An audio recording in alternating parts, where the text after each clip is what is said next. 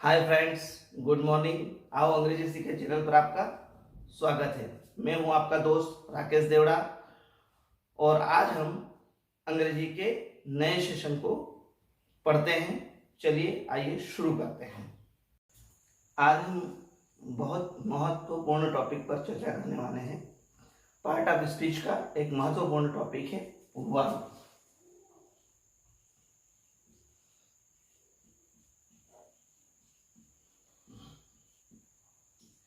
इसे हिंदी में क्रिया कहते हैं।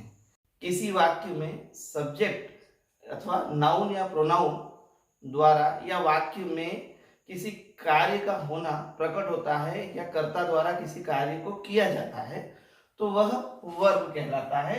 यह हम अभी पढ़ रहे हैं एक्शन वर्ब। तो अब एक्शन वर्ब के बारे में पढ़ेंगे और बिना वर्ब के वाक्य को बनाना कई जगह पर परेशानियां होती हैं, क्योंकि अधिकतर वाक्यों में वर्ब होती है। जो अभी हमने इससे पहले पढ़े थे वो बिना वर्ब के वाक्य थे जिसमें मुख्य क्रियाएं नहीं थी। उन बिना वर्ब या बिना मुख्य क्रिया के वाक्यों में भी क्रियाएं आएंगी, जिन्हें हम आगे देखेंगे तो आप खुद में खुद समझते जाएंगे कि इन वाक्यों में भी क्रियाएं हुई, लेकिन उसमें मुख्य क्रिया नहीं है। अब हम मुख्य क्रिया की बात कर रहे हैं। तो जनरली हम क्रिया को तीन भागों में या तीन फॉर्म में पढ़ते हैं। फर्स्ट फॉर्म, सेकेंड फॉर्म और थर्ड फॉर्म। फर्स्ट फॉर्म जो होती है उसकी वो बेसिक फॉर्म होती है, सेकेंड फॉर्म जो होती है उसकी पास्ट फॉर्म होती है और थर्ड फॉर्म उसकी पास्ट पार्टिसिपल होती है। इसके अलावा भी वर्ब को अलग अलग तरीके से प्रयोग किया जाता है। उन सारे वर्ब्स कितने तरीके से प्रयोग होती है वो सारे हम इस पर चर्चा करेंगे।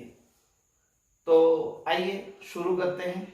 आप देखिए, एक फॉर्मेट बना ले पहले। तो यहाँ पर देखिए मैं लिख रहा हूं टू के बाद V1 लिखेंगे,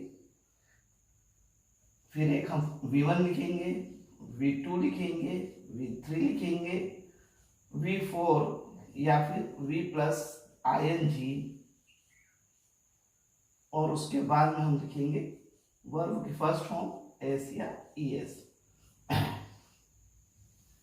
ये इतने तरीके से वर्ब्स का प्रयोग किया जाता है। इसका एक फॉर्मेट मैं आपको इसी वीडियो के अंत में दे दूंगा। तो चलिए हम इसको सीखते हैं। अभी आप वहां पर एक चित्र देख रहे होंगे जिसमें लड़की नाचते हुए दिखाई दे रही है। तो हम नाचने को अंग्रेजी में टू डांस, टू डांस का मतलब होता है नाचना।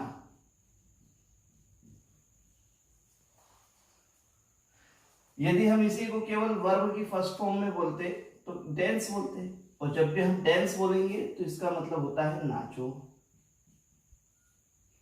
या फिर नाचिए।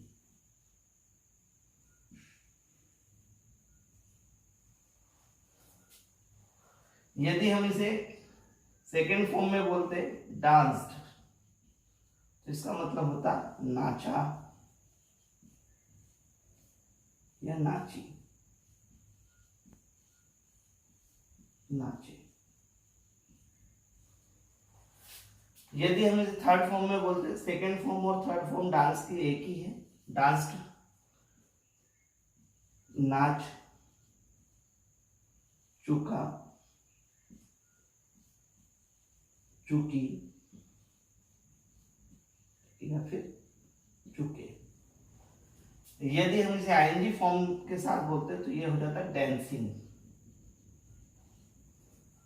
मतलब होता है नाच रहा, रही,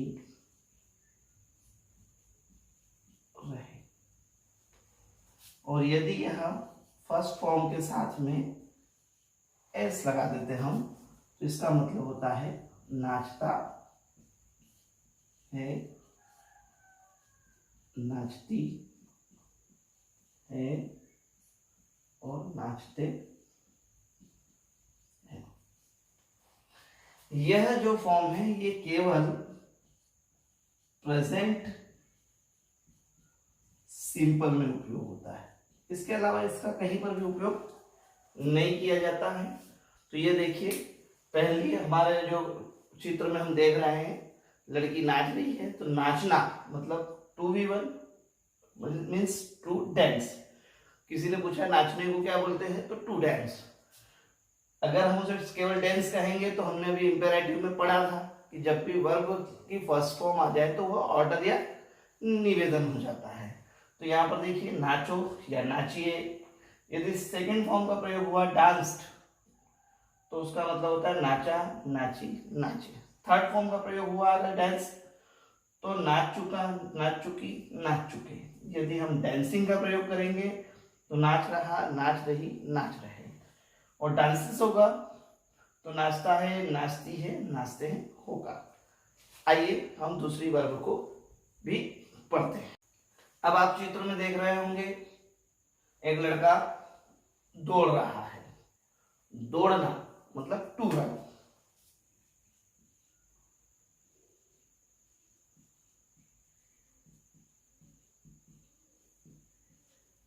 यदि हम उसे फर्स्ट फॉर्म में लिखेंगे तो हम लिखेंगे रन, मतलब होता है दौड़ो या फिर दौड़िए।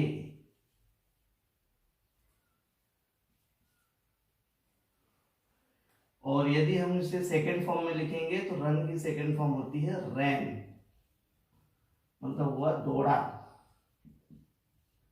या फिर दौड़ी।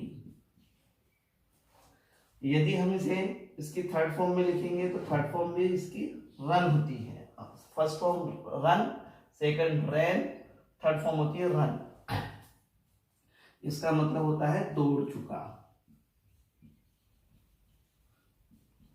दौड़ चुकी और दौड़ चुके। यदि हम इसे रनिंग लिखते हैं तो इसका मतलब हो जाता है दौड़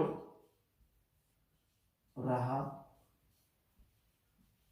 दौड़ रही, दौड़ रहे। यदि हम इसे रन्स लिखेंगे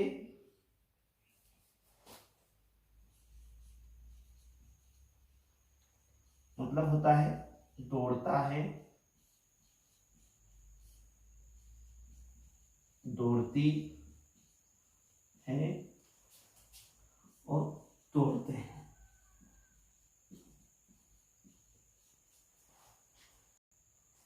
यदि हमसे कोई पूछेगा दौड़ना तो हम बोलेंगे टू रन। यदि कोई पूछे कि दौड़ो या दौड़िए तो हम कहेंगे रन। यदि हमें बोलना हो कि दौड़ा या दौड़ी तो हम बोलेंगे रैन। यदि हमें बोलना हो दौड़ चुका, दौड़ चुकी, दौड़ चुके तो हमें बोलना होगा रन, थर्ड फॉर्म। और यदि हम उसे आईजी फॉर्म के साथ बोलेंगे तो कंटिन्यू जैसा हो जाएगा, तो हम बोलेंगे दौड़ रहा, दौड़ रही, दौड़ रहे। उसके लिए हम प्रयोग करेंगे रनिंग का। और यदि हम रन्स बोलते हैं तो उसका मतलब होता है दौड़ता है, दौड़ती है, दौड़ते हैं। दोस्तों, यह जो फॉर्म है रनिंग में, यह एक सिंपल वर्ब्स के लिए भी प्रयोग किया जाता है। कुछ सेंटेंसेस जब बनते जाएंगे आप खुद ब खुद इन चीजों को भी समझने लगेंगे, इनके सारे प्रकार आप आसानी से समझ जाएंगे, क्योंकि बार बार प्रैक्टिस हम करेंगे तो ये चीजें बहुत आसानी से हम कर सकते हैं। और आई होप कि आप लोग भी नोट्स बना रहे होंगे। नोट्स जरूर बनाएं। नोट्स बनाने से ये बेनिफिट होता है कि आप जब भी कोई चीज भूल जाए तो आप अपना लिखा हुआ देख सकते हैं, उसे समझ सकते हैं और फिर उसे सेंटेंस में प्रयोग कर सकते हैं। यदि लिखा हुआ नहीं होगा तो आप कंफ्यूज हो जाएंगे, आपको बार बार दिक्कतें आएंगी। तो आप उसके लिए नोट्स बनाएं और नोट्स में वर्ब्स का सेशन अलग बनाएं। हम नई नई वर्ब्स जब भी लिखें तो उसे उसके सेशन में कुछ भी पेज अलग कर ले, 10-15 पेज, और उसमें अपनी वर्ब्स लिखते रहें जो आपके लिए इंपॉर्टेंट है, जो रेगुलर बोली जाती है। आइए हम तीसरा उदाहरण देखते हैं। अब आपको एक चित्र दिखाई दे रहा होगा, इसमें एक व्यक्ति कुछ खा रहा है। खाना जो क्रिया है, खाने की क्रिया, तो वो कुछ खा रहा है, तो खाने को हम बोलते हैं टू ईट। टू के साथ फर्स्ट फॉर्म आई, टू ईट मीन्स होता है खाना। यह वर्ब है हमारा। ईट ये ऑर्डर हो जाता है या फिर निवेदन, तो यह ईट का मतलब हो जाएगा खाओ या फिर खाइए। इसी तरीके से हम इसकी सेकंड फॉर्म लिखेंगे एट, एट, इसका मतलब हुआ खाया। यदि हम इसे थर्ड फॉर्म में लिखेंगे, थर्ड फॉर्म है इसकी ईटन, इसका मतलब होता है खा चुका, खा चुकी,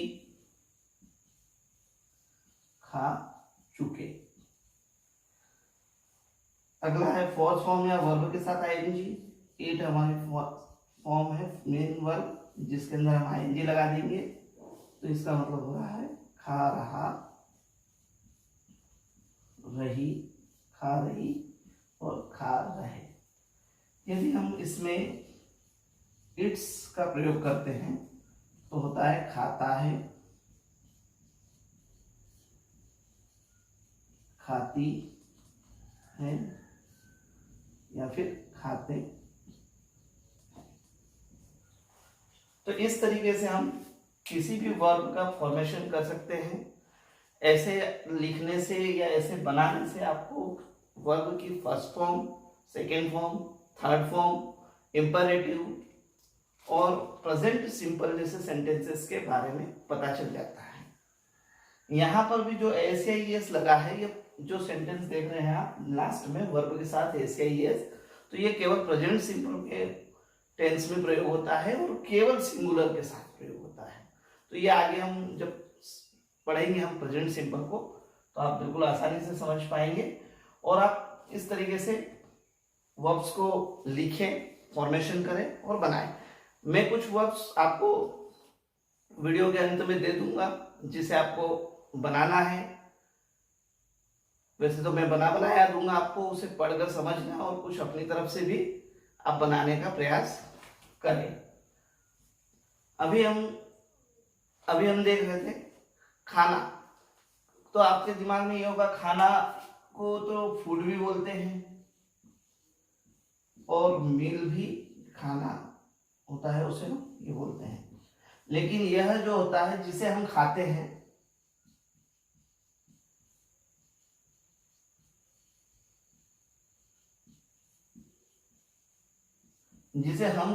उसे फूड या मील कहते हैं। और जो खाने का काम होता है, खाने का कार्य, इसे हम ईट कहते हैं। बहुत आसान है, ये तो आप पहले से जानते होंगे।